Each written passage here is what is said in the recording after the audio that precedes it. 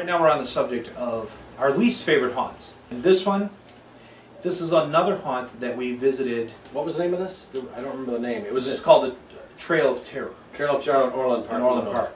And it's the Orland Park Lions Club that puts this on. It's a very popular event. It has a very big, long line. And it's funny because this year, even though the line was long, the most enjoyable part was the pizza that we paid for in that line. Man, yes. That was good. It was a good pizza, yeah. And it didn't make up for the line, no, but it was still good pizza. It was good pizza. And sadly, it was the best thing about the entire haunt. And when we drove up, the line was, I wouldn't say it was long. It was one of those lines that if they moved in groups, it would have gone pretty quickly. 10 to 20 minutes at the most, at the very most. And so we had a packed schedule that night, but we thought, well, we'll stop here, we'll see. No. And unfortunately, the line took much longer than anticipated because they weren't ready. At 7 o'clock when they were supposed to open, they weren't. As a matter of fact, I think it was 7:20 when they let the first group go through. Yes, it was at 7:20 or 7:25. So it was 20 minutes after they opened, approximately. We had already been standing in the line for 25 minutes by the time that happened. Once we got in there, that's when everything started to go downhill. Oh, it was so bad. We finally got in, and the group, we went with a small group of people, and we got in, and one of the first things we noticed right away was we were supposed to be guided through by these tour guides that would take us through. They didn't know or didn't care what they were doing. They were just lost. They were basically casually just hanging around. Just hanging around, yeah. At some point, they would go up to the actors, who were supposed to be hidden, mind you. Yeah, and they were to jump out at you, and they would just go up and start talking to them. Mm-hmm. And when we'd go from one scene to the next, they would start up a conversation with the actors that we just left, thus taking you out of the mood, the scary mood that you're supposed to be in here. And at one point, they're like, we're walking through, Brian and I are coming through, and they're like, oh, are you guys part of the group? And we're like, yeah. Like, oh, and they put their masks on and try and scare us. It's like, it was just silly. Yeah, it was absolutely silly. Yeah. And that happened very early on during the trail, so that colored it right there. That was in our first 5 minutes. So that negative experience, and it could have been very interesting. But even we had a group of children in front of us, young kids. Bored. They were bored. They wanted to get out and go home. So that just tells you the way this was. But the enthusiasm, pretty much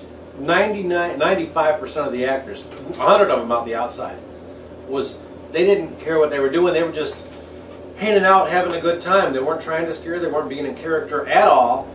Yes, they didn't break character. They never got in character to begin with. Yeah. So yes, exactly.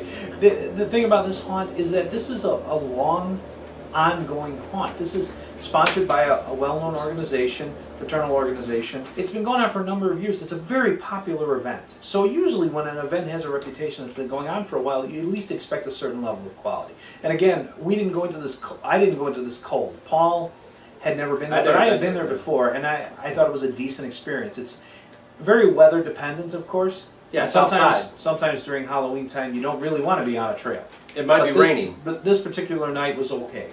So we went in there.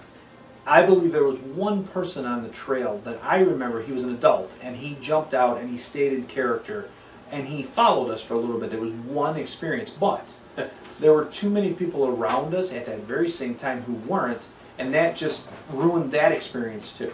So after the trail, we came up to the house. And it started off with the best part of the place was this beginning part of this house. There's like a hotel motif where you're like in a lobby of a hotel. It's old-fashioned. It was very nice. It was very well done. It was good stuff to look at. The decorations, very cool, very, very neat. Even the person that's like the hotel clerk behind the counter, very good in character. Yes. That was the only thing good about the whole thing. The main room of the haunt, when you first walked in, was decorated in sort of 1930s, 1940s style rundown hotel. And they even had an old radio, and it was playing old type of songs. They had... Everything was in period. That was the best part. And unfortunately, it went completely downhill from there once we went through the house. They had a wisecracking doorman that let us in who was extremely annoying to him. Then they had a wisecracking bellboy in a fake elevator after you got out of the room that again was annoying to him. Because there's a difference between good wisecracks and just lame wisecracks, because that's the character you're playing. And honestly, I'd rather they not said anything at all. At that point, it would have been creepier had they just stared at us. Honestly, in my opinion. But nevertheless, once we went through the fake elevator and they took us out into the house itself, there were several things in the house that really were just disappointing. I'll give you one example, and I know Paul could speak to this one. This actually was very good. We walked in to a room, and there were two people in character, and the first one said, "Go that way." Paul said, "I don't want to go that way, it's this way." And this kid repeated over and over, "No, it's that way, it's that way, it's that way." And Paul kept saying, "I think you're lying." You're lying. Okay. Well, long story short, it turns out the kid was lying. He was now, lying. obviously, that's part of the act. He gets you to go into the dead end, and then you turn around but you have to do it with some kind of flair. You have to sort of lead people in character and trick them. If you're going to be a trickster character, at least be a little enthusiastic about it. Now, it turns out Paul was right, and there were several of those things like that, where they would try to mislead you, and the joke went on way too long. It was not fun. It gets boring. And you get crowded up against other people. Not only stuck boring, in a room. Annoying. Annoying is bad for haunted, especially haunted houses. Once you get, one of the things about haunts is, even though it's October, you're indoors and you're in an enclosed space with a number of people. It gets hot. It gets claustrophobic. You don't want to be there. You want to keep moving. Yeah, you might get scared for the wrong reason. Exactly. And we've had that happen to us too. And it just gets boring. It gets annoying. You don't want to do it.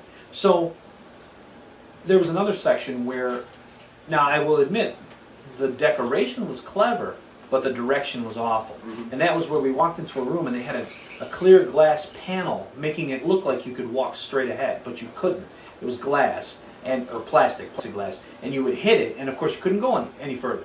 And the guides in the room, again, were saying, well, you have to find the way out. You have to find the way out. Well, it became clear, and we were in there, mind you, with a family with children, a wife and a husband and their kids. Okay, the kids didn't want to be there anymore. It was clear that they wanted to be out of that area. There comes a time when you, as an actor in there, have to break character for a second, or even stay in character and say, no, it's this way or it's this door. When you clearly see it ceasing to be fun for the people in there, that's when you need to move them along.